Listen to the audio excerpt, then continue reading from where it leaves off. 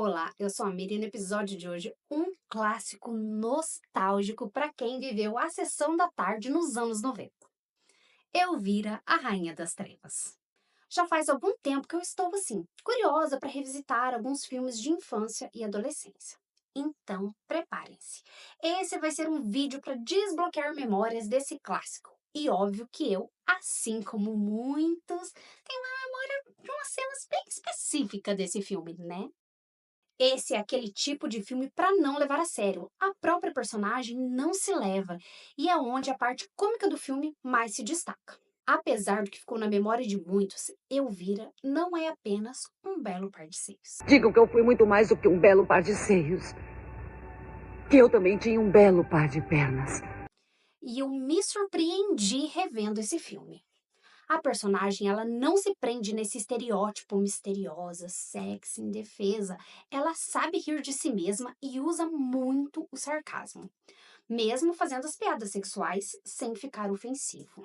É mostrado de forma clara o assédio constante que ela sofre e como ela lida com isso. O dono da emissora, aquele cara esquisito que ela dá carona, os caras do boliche.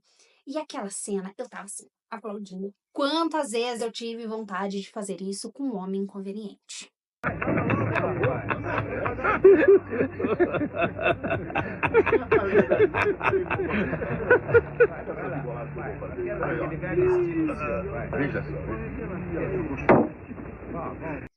Eu gostei muito de rever e agora eu tenho uma visão completamente diferente. A Cassandra, que é a atriz que faz Elvira, é uma das roteiristas. E aqui vai uma curiosidade.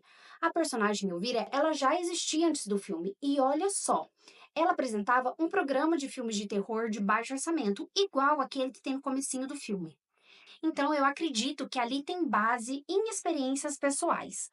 Todas as situações de assédio são retribuídas de alguma forma violenta, mesmo que tenha um tom de comédia por trás. E ela não passa pano de jeito nenhum para essas situações. Uma mulher sozinha correndo atrás de um sonho que não é respeitado e é julgado o tempo todo. O par romântico dela não é aquele que vai salvar ela, muito pelo contrário, ele é salvo. Ela não é donzela indefesa, ela luta com as armas que tem. Ela se vira sozinha, mesmo que não da forma mais inteligente, mas ela é corajosa e autoconfiante. Um filme com a protagonista mulher que não tem um cara para salvar ela, e nós estamos falando dos anos 80. Só me fez gostar ainda mais desse filme.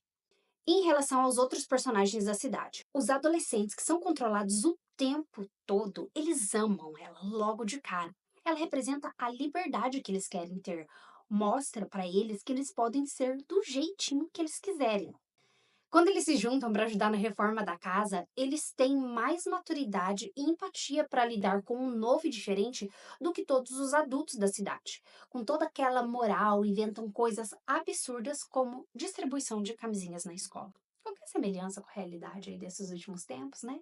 Não é mera coincidência. Inclusive, essa cena da reforma da casa, ela quebra uma expectativa e nosso próprio julgamento em relação a Elvira.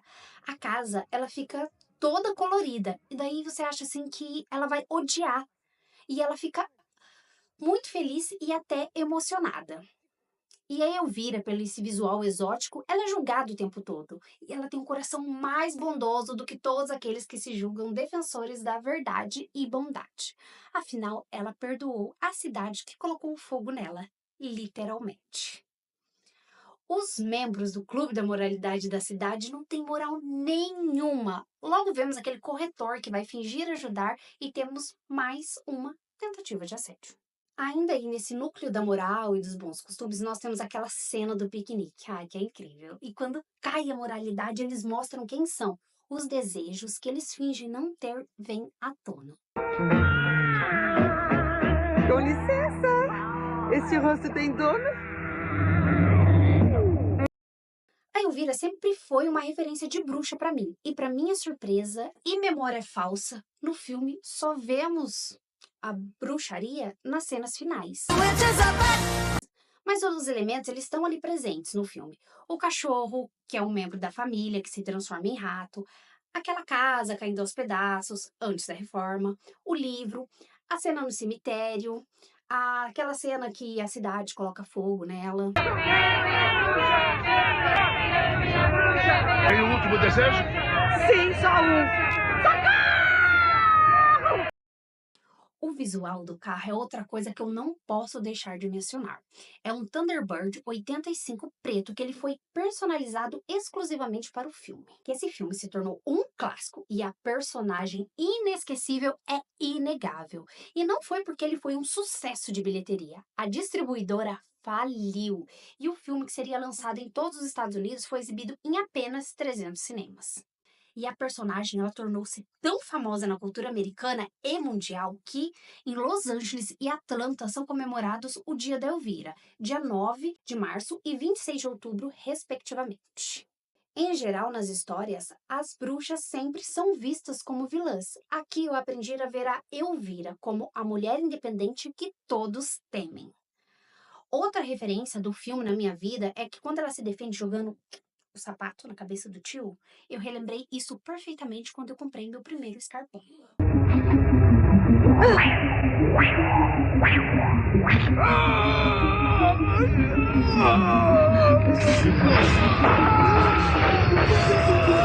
Como eu disse, eu achava que a Elvira já era uma bruxa quando ela chegou na cidade. Na verdade, a Elvira é como nós, que nos descobrimos bruxas, libertando o poder para conseguir se defender de quem nos persegue e nos acusa o tempo todo por sermos independentes e nós mesmas. E então eu entendi por que as bruxas sempre são, né, são colocadas como vilãs nos filmes. A partir de hoje eu tenho uma nova definição de bruxa. Então, tchau! E nos vemos no próximo episódio. Unpleasant Dreams.